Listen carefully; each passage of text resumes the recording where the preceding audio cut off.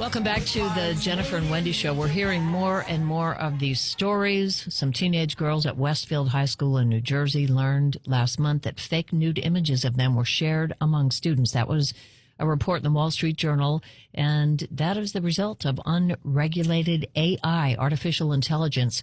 We are joined online by good friend of the show, Dr. Alex Del Carmen. He heads up the School of Criminology, Criminal Justice, and Strategic Studies at Tarleton State University in Fort Worth. Dr. Del Carmen, thanks for joining us again. Thanks for having me. I don't see how people can protect themselves against this sort of thing. Do you? No, I don't. Actually, it's going to be very, very difficult, right? What lies ahead for us in terms of artificial intelligence is complete mayhem, particularly because it's not regulated and it learns by itself, literally on a second-by-second pace. And so I think in about a year from now, we are going to be in very much new territory. Well, and Dr. Del Carmen, I think complicating the situation is parents who either choose to be unaware or are just blithely unaware of the damage that can happen when this occurs to a young person. You know, we've heard about these parents who basically are saying, yeah, my son did this, but boys will be boys. And there's a lot more layers here than what we used to think of as boys will be boys. Right, and that's absolutely unacceptable, right? So from the standpoint that somebody's reputation is on the line, a lot of these young people have their entire lives ahead of them.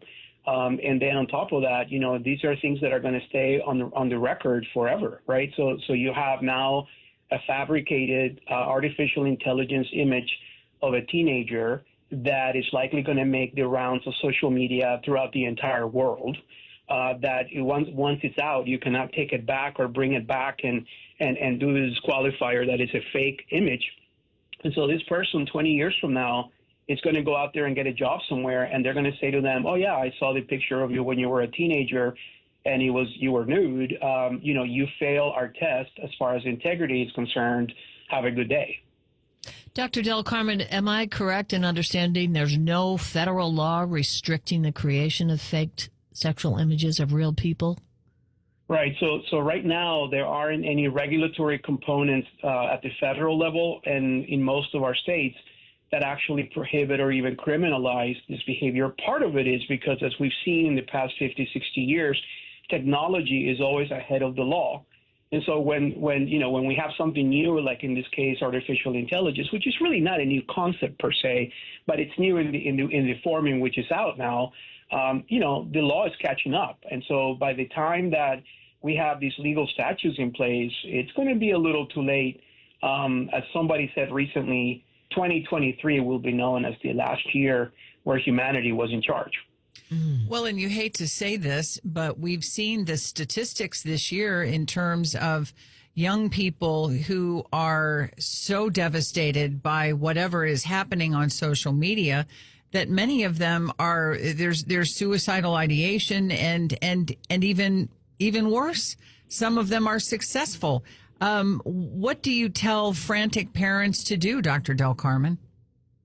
Well, first of all, is to monitor, the presence that their kids have on social media. I know that's easier said than done, but the reality is, this young generation coming up right now, they will not have a meal or or go out on a run unless they're doing selfies and taking, pictures of something that they see. On the one hand, that's good because of the fact that parents get to know where their kids are, whether the kids want it or not. But on the other hand, it's information that's out there. And so all that somebody has to do is basically replace the body with somebody else's body. And all of a sudden you have an image of somebody and doing something. And what's even more severe is the fact that artificial intelligence can also replicate somebody's voice. So think about that for a second, yes. Right? So somebody can actually be, saying things that they never said in real life, but they, on artificial intelligence, it can replicate your voice. Right now, it's not 100% accurate, but it's becoming smarter each day. So, a year or two from now, you're going to have folks like you and me that are going to be saying things online that we never actually physically said. So how do you prove to someone that that wasn't really you? Exactly. And that's why the Screen Actors Guild and the American Federation of Radio and Television Artists have been on strike because studios could use their likenesses without paying them. According to this Wall Street Journal article, some states are getting aggressive and passing laws. Virginia, California, Minnesota, New York, New Jersey might be next. When we look at our federal lawmakers, it seems impossible that they might come up with a law in due time restricting this.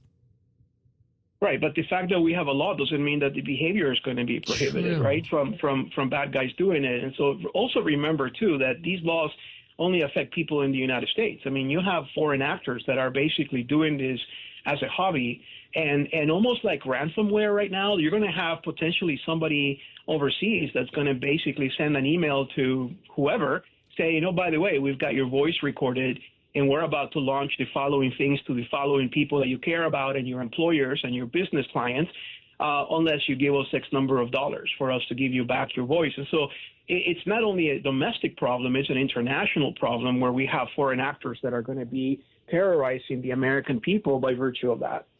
Usually someone like you with your expertise, you're not just looking at what is challenging us today, you're looking down the road. Is there something even more ominous that's looming out there, Dr. Del Carmen?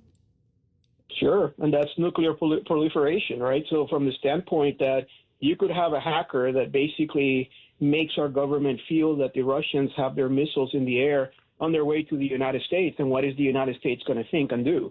The problem with our artificial intelligence is the fact that we have no way of verifying that the information that's out there is actually coming from an artificial intelligence component. There's no source checking.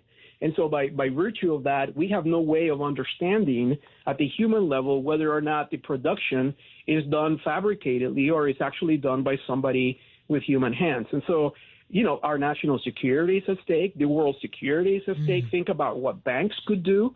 You know, somebody calling a bank and saying voice verification that you want to transfer $1 million to such and such account when in fact you never made that call. I mean, it's terrifying, right? Yes. And our job as criminologists is to think about that, which, you know, most others haven't thought about, in order to hopefully prevent it and make it safer for everyone. But I'm telling you, I am really scared about what's going to happen in the next 2 to 3 years. Dr. Alex Del Carmen, criminologist, it's always good to talk to you. Thank you so much for joining us. Thanks for having me.